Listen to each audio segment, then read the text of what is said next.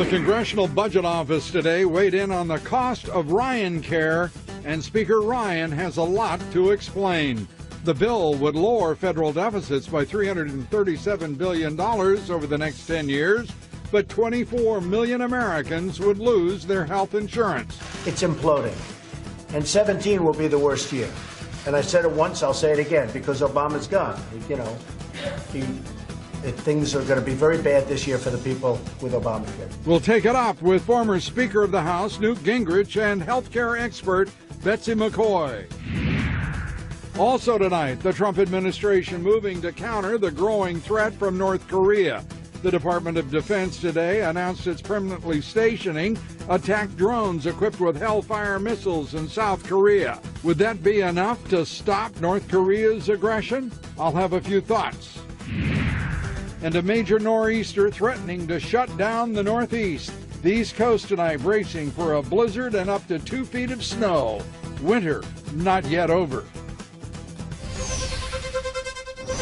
Good evening, everybody. We finally know the cost of Ryan Care, and it is likely too high a price to suit President Trump.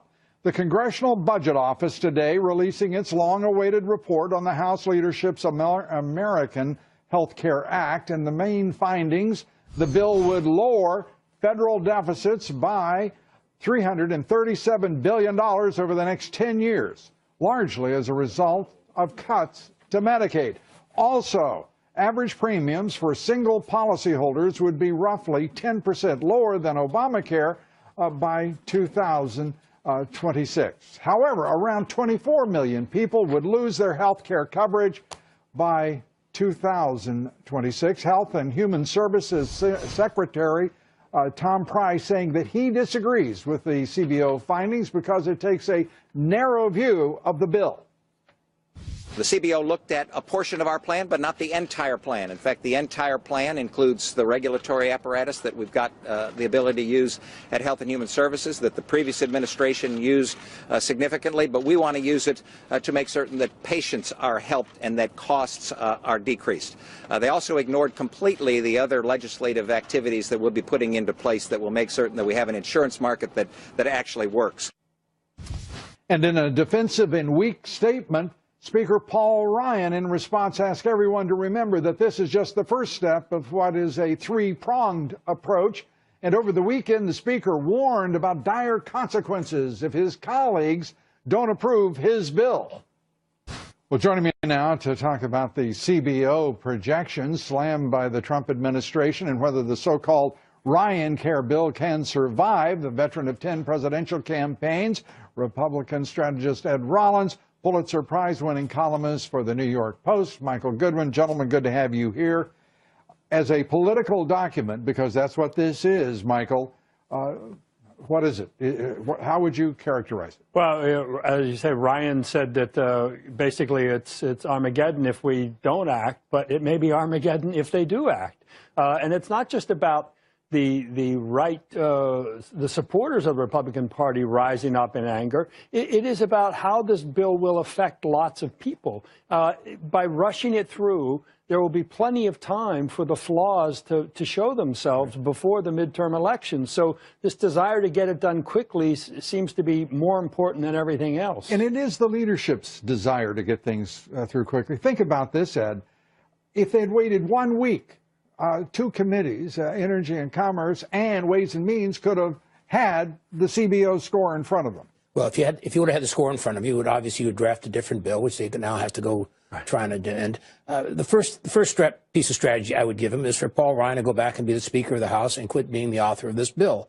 The more that he's up there trying to explain it every day, he's very dull and boring, and it's he has a vested interest. And he enjoys being dull and boring. It's clear as we watch it. I think to a certain extent, he needs to play the Pelosi card. Pelosi, you never saw out front until the end. She put the votes together in the end. She created Obamacare, but she was never. She behaved as a traditional as a traditional speaker does. And I think his doing, we've now seen him do the dog and pony show. Look, I don't know what his motivation is, but he is really asking the President of the United States to pay a very high price here with what is, I think, absolutely a slack performance on the part of a speaker, on the part of a person who professes to know something about health care. And his own members are going to pay a heavy price unless they have to get this through. There's no question.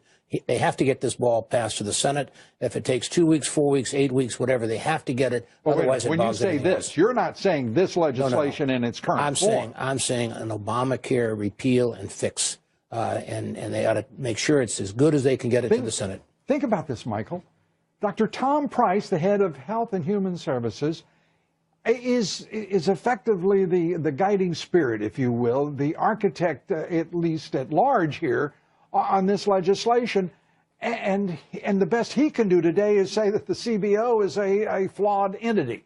I mean, this is really getting to be dangerous stuff, both as a political document and certainly as whatever actuarial effect it would have. It's not good. Well, and also I think by the phases, the 3 phases, it seems to be all the good stuff comes later. Isn't that the way of Washington? Yeah, it's a little bit like Christmas here. So again, all this is apparently structured because of reconciliation requirements and everything. I understand that, but I don't. I really don't. Well, but it's being presented in a way that you'll just have to wait and see until it's fully implemented. I think that's a very hard ask for people who are already unhappy with the government programs. All I heard was from a few Republicans, including the Speaker, goody goody. It saves $337 billion over a decade, as if that is sufficient reason, purpose, and design to put the president's signature on it. Well, I mean, it's crazy. The whole argument that we've made about repealing this is we wanted to have a better health care system for those who are using the health care system. And they are going to get some choices now that they didn't get before, but equally as important. Yeah, like to be one of 24 million people by 2026 who don't have health care. So some of those are not going to buy into the system. And that's my point being that this is a preposterous document to suggest that we have just saved $337 billion and taken 24 million people off Obamacare or Ryan Care. As if it's like a great bargain. It's not the selling document that I would want to put my communication plan together. And equally as important, I think the White House staff, who's been very effective at pushing programs out, have got to get much more on the ball on selling these things that they're putting out there. Well, they've got to decide. Is it going to be President Trump's bill, or is it going to be Paul Ryan's? Is Paul Ryan going? He's got to decide if he's going to be Speaker or President in waiting or whatever the hell he envisions himself as. Because right now, he's an ineffective tool, not at the disposal of the president or the Republican Party or the majority in his own House of Representatives. Well, it has to be the president's bill at the end of the day, and everything that he has coming forward is going to be very dependent on success. So he needs to pull it back, get it fixed, get Price involved in putting this thing together. Well, Price better get to work. Right. I mean, because it looks to me like Dr. Tom Price and Speaker Paul Ryan, Michael, haven't been working very damn hard. Or at least very damn well. Well, look, and I frankly don't think that Trump is going to immerse himself that much in the details. I think he, I mean, he's the president. He's going to make the final deal. But I think Price has to be his eyes and ears on this. I mean, Price has to, in effect, take it from Ryan. It looks like the leadership of the House of Representatives, frankly, have been presiding over a process and not one day. Paul Ryan, one of the most offensive images that has been put before the American people in this is Paul Ryan with a PowerPoint presentation with his sleeves rolled out. I guarantee it was the first time he rolled his damn sleeves up, because this bill doesn't betray a hell of a lot of wonkishness and effort. It's potentially a dagger to the heart of the Republican majority. Could be. By being first, it jeopardizes all the other reforms, taxes, and even immigration. Yeah, then you have geniuses in the Senate saying that we're not going to get to tax reform until the summer, if there's a light breeze blowing. I mean, you don't know what the hell these people are thinking, but we're going to find out. Thank you. Ed Rollins, Michael Goodwin. Gentlemen, thank you very much. You guys should not get me this excited. We're coming right back with much more. Stay with us. Welcome back, and breaking news now. The Justice Department has requested more time in which to respond to a congressional committee about evidence that President Trump was wiretapped by President Obama last year. The House Intelligence Committee had set a deadline of sorts of end of business today as they look into Russian interference in the election and this part of the investigation, and that is President Trump's allegations that he was wiretapped by President Obama. So an indefinite extension on the part of the Justice Department as they look for a little more time. And John McCain, Senator McCain, must be beside himself as he had demanded that there be some sort of presentation by today. He didn't have a similar demand, by the way, as to whether or not the Russians had interfered in the election or whether the Russians had any kind of relationship at all with the Trump administration. Of course, they did not, but he hasn't sought that deadline. President Trump making his case for RyanCare on social media. The president tweeted this: Obamacare is imploding. It is a disaster, and 2017 will be the worst year yet, by far. Republicans will come together and save the day. The president also tweeted this: if Obamacare is so great, why did they spend tens of millions of taxpayer dollars to hype it? Bad. The president linking to an article showing the Obama administration spent $77 million to not just hype, but to market Obamacare over the past year. $77 million. Can you imagine? Joining me now and matching that voice with a face to discuss the Congressional Budget Office report on RyanCare, Betsy McCoy, Senior Fellow at the London Center for Policy Research and columnist for the New York Post, and you could not contain yourself. That's right, because if it's so good, why do they have to force people to buy it? Why does there have to be a penalty? And a mandate. And that's right. Just a tax. We shouldn't say it that way. Chief Justice Roberts educated us better than that about what it is. Good to have you here. Thank you. That document politically is a suicide note, in my opinion, for the Republican majority in the House and for other Republicans, including the president, who have to deal with it now because of the inept talent that was put to bear on that. But it has the seeds of success in it. In the CBO report, there are a couple of very interesting things. One is a special fund, I won't name the number, the section number, but a special fund in this that will substantially reduce premiums. Yeah. And what they should do is beef up that fund and eliminate the subsidies entirely. You're already dealing with a document that we don't have. That's already dealing with a first of three stages or prongs. No, I'm just saying when it gets to the Senate. Three prongs, as Speaker Ryan said. This is, if the president were to take this up, you really believe that the majority could survive this? Well, first of all, I mean, let's be honest here, because this audience expects honesty. Yes, and I'll tell you, first and foremost, this bill to repeal Obamacare is a jobs bill. The CBO doesn't say one word in its report, which you and I both read this afternoon, about the impact of this repeal on employment. But the fact is, employers faced with that expensive employer mandate pushed so many of their workers, demoted them to part-time status, declined to hire. But this is the Congressional Budget Office. That's right. It's not a conjuring act any more than whatever you take these figures for. They only report what they're asked to report. Why in the world would Ryan not have waited a week so he could address these things in committee, in Ways and Means, in Energy and Commerce?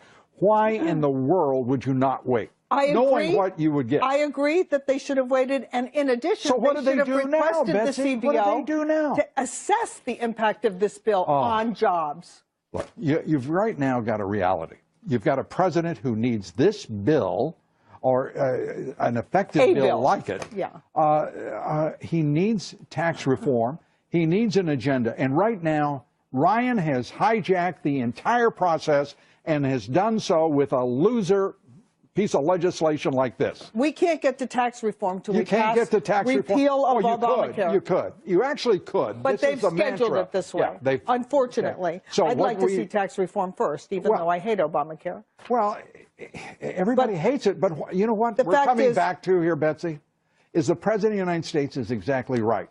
Let Obamacare take everybody to hell and be done with it and leave it as the Obama. He's too good in America to do that. Oh, please, I'm just talking hypothetically here. You don't have to defend Donald Trump to me, all right? Secondly, let the Democratic Party figure out what they're going to do, because every delay should be frankly, around the necks of the Democratic Party. Absolutely. And the Republican leadership in the House and the Senate aren't smart enough to play the game. Right now, we're looking at a mess. Right, but I believe that the White House is going to take a stronger role now. They have to. They have no choice. They thought that they humored Paul Ryan and his acolytes, right, and he's delivered this nonsense. They can deliver a really good bill that will not leave 14 million people uninsured, because it will reform Medicaid differently. It will eliminate the subsidies and instead pay the direct costs of very sick people in the individual market. The president has said premiums will go down. The president has said the cost will be less. That's right. The president has said every American will be covered. This piece of junk won't accomplish a single thing that the president has promised the American people. And only Paul Ryan would have the effrontery, the arrogance, and the incompetence to put a bill like that in front of the president in which he has to violate his promises on 3 levels. But he is the art of the deal. No, he is the art of the deal, and I believe that he can take He's got to overcome this kind of idiocy in the leadership of the House of Representatives and the Republican Party. I mean, come on. The seeds of success are in this bill, in the section of this bill that pays directly for the costs of the sickest, allowing premiums to come down in the individual market for the healthy. He can offer the conservatives a beefed up stabilization fund and no subsidies, and they will sign on and ram this thing through both houses. I guarantee you that's the way to succeed. I hope they're listening, because we can make this work. I hope Tom Price is listening. Yes. I really do. I hope that that Mick Mulvaney is listening, and I hope that Speaker Ryan is listening, because any more of his nonsense, it is going to cost the Republican Party dearly. If he still cares about the party. I don't know the answer to that question, obviously. Betsy McCoy, I do know this. You know your stuff, and it's always great to have your views. Thank you. Thanks so much. Love being Betsy here. McCoy. Be sure to vote in our poll tonight, and the question is, do you think Speaker Paul Ryan has vastly oversold the attractiveness of his ACHA legislation? Cast your vote on Twitter at Lou Dobbs. Follow me on Twitter at Lou Dobbs. Like me on Facebook. Follow me on Instagram at Lou Dobbs. Tonight, more than 60 million people on the nation's East Coast tonight are bracing for what is expected to be one of the most powerful nor'easters in 20 years. Forecasters saying the late season storm could slam some areas with as much as 2 feet of snow, winds as high as 60 miles an hour late tonight and tomorrow. Nearly 6,000 flights have already been canceled for the next few days. On Wall Street, stocks closing mixed. Investors looking to the Fed meeting, which kicks off tomorrow. That's always an exciting moment, isn't it? The Dow Jones Industrial is down 21 points. The S&P up a fraction, thank goodness, and the Nasdaq up 14. Volume on the big board, light trading, 3.1 billion shares. Crude oil falling for a 6th straight session, settling below $49 a barrel. And a reminder to listen to my reports 3 times a day, coast to coast, on the Salem Radio Network. I've just got to say how much fun it is to have Betsy McCoy on this show. She cares, she's passionate, and she is so deeply engaged in the subject. It's terrific. And that's why she's here quite often. A few thoughts now, if I may. As tensions are rising in Asia, rising, in fact, to a break point, Secretary of State Rex Tillerson will this week attend meetings in Japan and South Korea and China. Tillerson's meetings motivated by those rising tensions. North Korea is now preparing for a nuclear test after firing 4 ballistic missiles over the past week. And China, not constraining its client state, but rather seemingly supporting Kim Jong-un's irrational conduct and threats. China warning that the United States, quote, must pay the price for deployment of ground-to-air defenses in South Korea. The United States began the positioning of the THAAD missile defense system in South Korea last week, which has a 100% success rate, by the way, in interception of and destruction of ballistic missiles. The Trump administration also stepping up its response by deploying armed drones to South Korea, stationing Gray Eagle attack drones about 50 miles south of Seoul. And U.S. Special Forces, including SEAL Team 6, participating in joint military drills with South Korea. Beijing is also nearing the completion of its militarization of the artificial islands it built in the disputed waters of the South China Sea. Japan, as a result, sending its largest warship, the Izumo helicopter carrier, into the South China Sea, where the U.S. aircraft carrier Carl Vinson Strike Force is already on station. Beijing must wonder at the response of the Trump administration to these threats of its puppet ally, North Korea, and its own hardly concealed aggression. It was less than a year and a half ago that President Xi Jinping stood in the Rose Garden and figuratively patted then President Obama on the head and declared China didn't intend to pursue militarization.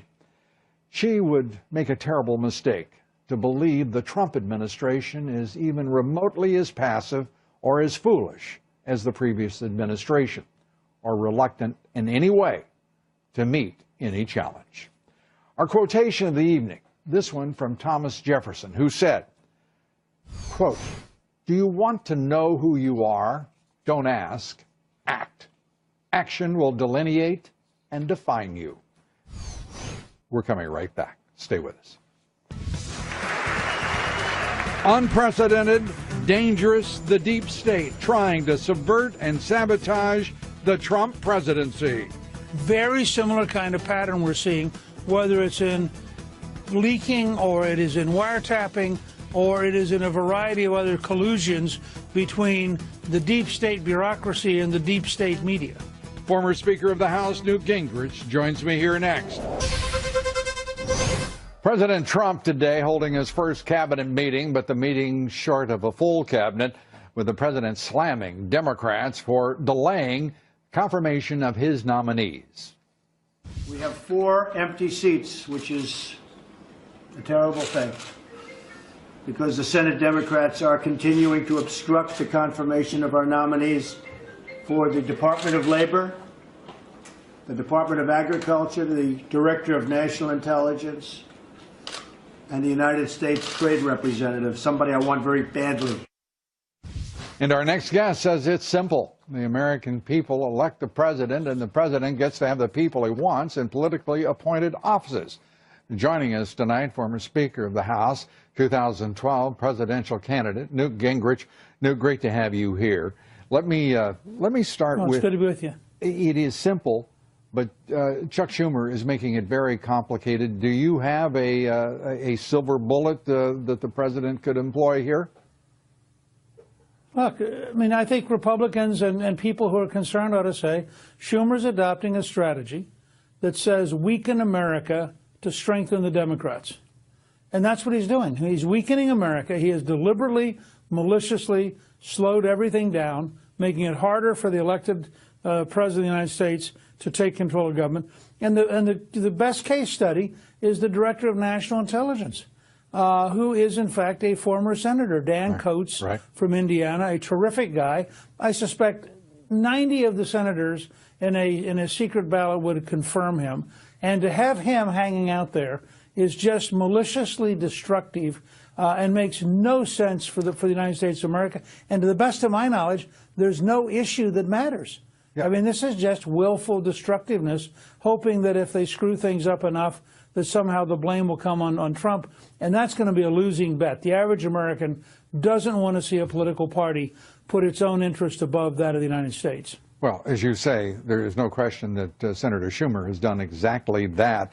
And there is no strategy that could be employed by Mitch McConnell to accelerate the confirmation of those appointees. Look, I think if the president wanted to go out and stump on this, he could. But I think he's gradually getting his team together. And frankly, he's doing so many different things, as you saw today, with this executive order, which is the most sweeping step towards cutting government that I can remember in my lifetime. I mean, every time I turn around, Donald Trump is doing something new and decisive as an entrepreneur, moving us towards a smaller, faster, more effective, less expensive government. And today, the Congressional Budget Office producing its long-awaited report and delivering it. And immediately Speaker Ryan saying that, remember everybody, this is just the first of a 3-pronged approach. we're looking at a report that is not helpful to either President Trump, to Paul Ryan, or his Republican majority in the House. Look, one of my great disappointments with the Republicans in Congress has been their failure to abolish the Congressional Budget Office. I helped balance the budget for 4 years in a row, the only time in your lifetime it was done. Right. We fought the bureaucrats at the Congressional Budget Office every day. They brought in the architect of Obamacare to be their advisor when they scored Obamacare. Their score was wildly, I think, corrupt, dishonest, misleading, not defensible at all. And if you go back and look at the record, right, you'd say to yourself, any private sector institution that was this wrong would be fired. They'd be abolished. Right. So I have no respect for the Congressional Budget Office. I think Republicans should be clear. This is a dishonest bureaucratic organization. It should be abolished. Save the money. Hire outside professional firms. Get 3 to 5 scores on major bills. And let's be honest about the fact that no group of bureaucrats can accurately tell you in a complex world what's going to happen over the next 5 or 10 years. Yeah, I think that with the latter realization and acknowledgement, so much intellectually would be possible. By the way, the former speaker, referring to the years 98 through 2001 with a balanced budget, it is unlikely, improbable that we're going to see a partnership develop like the one between you and President Clinton. This is not a time in which that is likely to occur, and we have a plan. No. I think just the opposite. Because you have Republicans in the House and Senate leadership. I think you are going to see a partnership. It won't be like it was with us when you had a Republican speaker and a Democratic president. But I think you're going to see, and I know this from talking with them constantly, you're going to see President Trump and his entire team working with Speaker Ryan, working with Leader McConnell on tax relief, on infrastructure development, on reforming government, on completing the job with health care. No. On I was rebuilding our referring to military. a I think this is going to be a bipartisan great team. partnership as existed between a Democratic president and a Republican speaker or leader. That ain't going to happen. That ain't going to happen. And by the way, it's still an open question what kind of partnership we've got between Mitch McConnell and the president, between the speaker and President Trump. This is how big a setback is this? Look, McConnell's big test. Go ahead. McConnell's big test is the Supreme Court seat. I think he's going to get Gorsuch not approved. That is an enormous step towards rebalancing the Supreme Court. All right. And now that we go to the matters of that very important tax reform legislation, the tax cuts, the very important Obamacare repeal and replacement legislation. Give us your outlook on the prospects for those two possibilities. Well, I think you have to see the Obamacare process, the resetting our health system, as a minimum of 3 steps. Initial bill designed to get through the Senate with 52 votes. Follow-on bill coming much later, probably in the fall, that takes 60 votes. And in between, tremendous regulatory changes done by Dr. Price as Secretary of Health and Human Services. All of them are going to move us towards a more conservative, more free market, more decentralized and less expensive system. I think none of it thrills me. I mean, this is a mess, but it's the kind of mess you get in a free society when you're trying to do something big. Right. Tax cuts and tax reform, I think, are coming. I think they're going to be very, very helpful to the economy. I'm very much in favor of the border transfer tax that Paul Ryan has put together. I think it'll give us a tremendous advantage in trade. I am tired of the Europeans and the Chinese and others having designed their tax code to help their exporters and hurt I'd love to let you go over time, but not when you're espousing ideas that I am absolutely opposed to, like the border tax at this point. I'm kidding you. Well, I'm not kidding about being opposed to it. But the other part of that is there's a problem when you've got congressmen like Mark Meadows and Jim Jordan and senators like Rand Paul and Tom Cotton opposing this repeal and replace legislation that I don't think can be obviated quite so quickly. We got to run. I'd love to talk to you longer. Come back All right. soon and we'll Good do to be so. with you. Great to have We'll you. do it again. You got it. Thanks. Britain moving closer to leaving the European Union. Another country weighing its own independence vote again. Former senior advisor to David Cameron, Steve Hilton, joins us here next. Stay with us. We'll be right back.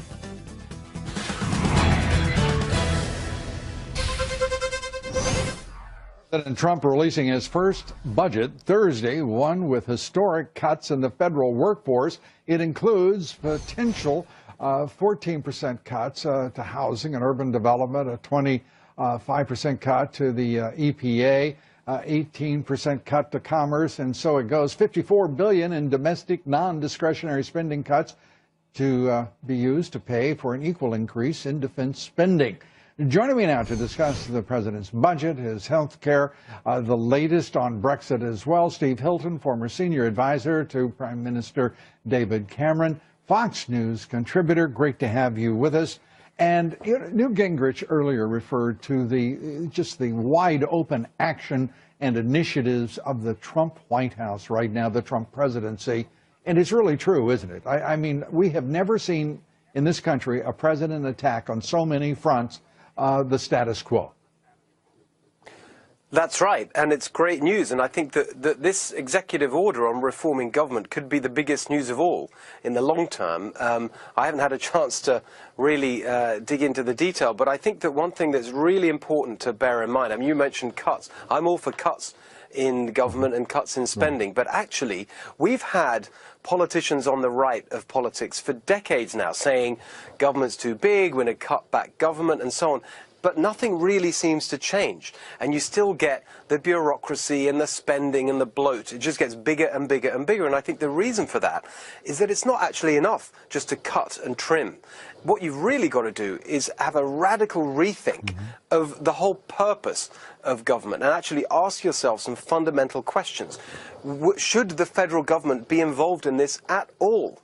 Should this be a function that government is even doing? And if it is really necessary, then why should we be doing it at the federal level? Let's have a priority to put power and accountability in the hands of individual people as consumers, local communities for decision making, state government, and actually rethink the whole basis, not just cut a few percent here and there. You know, it is staggering when one steps back a bit and thinks about it. We were handed the blueprint for decentralization of power and the protection of rights in the Constitution and our federalist system. This constitutional republic envisioned decentralization from its birth, and yet we wax and wane with those values sometimes in our perspective, and sometimes absolutely opposed when we see federal government grow ever larger. It's truly remarkable. It is, and actually, funnily enough, Lou, you know, we talk about the EU and Brexit in a moment, and sometimes it actually reminds me of the Brexit debate in the EU. Now, the federal government in the US, at least it has the merit of being democratically accountable, unlike the EU, in the sense that the president and Congress are voted for by the people. But it's the same concept, really. Why should such a vast country with so many people and different priorities and different needs right across the country be governed from the center? Just as in the case of the EU, all the different member states of the European Union, it's ridiculous to argue that they should all be run by a centralized bureaucracy in Brussels. It's actually pretty similar.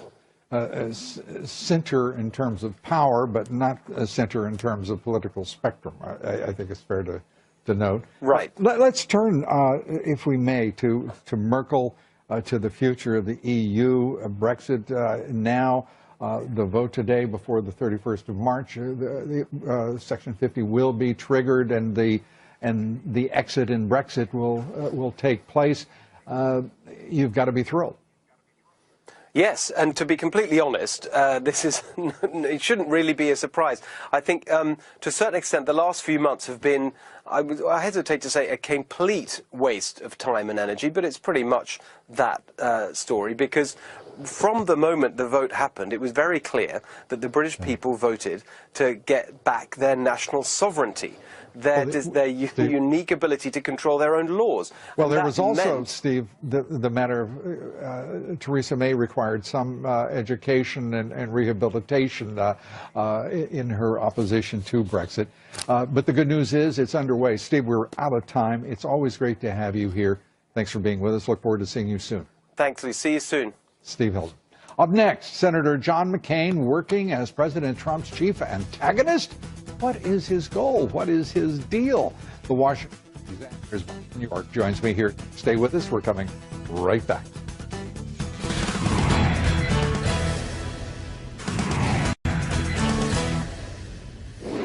Quickly, the results from our Friday night question. Do you believe the deep state and the left-wing national media fully intend to subvert the Trump presidency?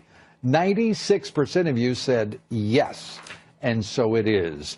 Joining me now, chief political correspondent with the Washington Examiner and Fox News contributor Byron York. Great to have you with us, Byron. Thank you, Lou. Let's start with first the executive order on government that the president signed today. Your response to that at the same time as we're, 3 days away from his budget?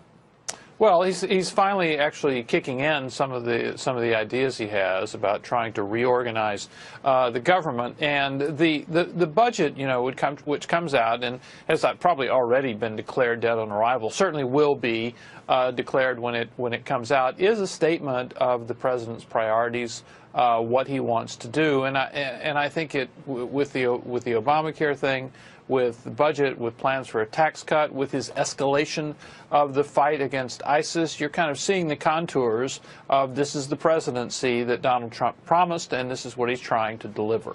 And as he's doing that, he has across the way in the House of Representatives a speaker who just got a score from the CBO on his repeal and replace legislation, and it's not a pretty thing, Byron, is it?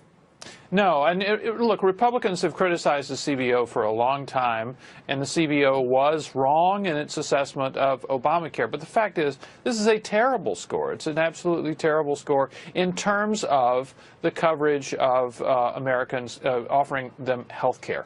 So, Obamacare sort of forced a product down some Americans' throats that they didn't want to buy. So a lot of them either didn't buy it, or the only ones who did buy it were the ones who were offered really substantial subsidies to do it.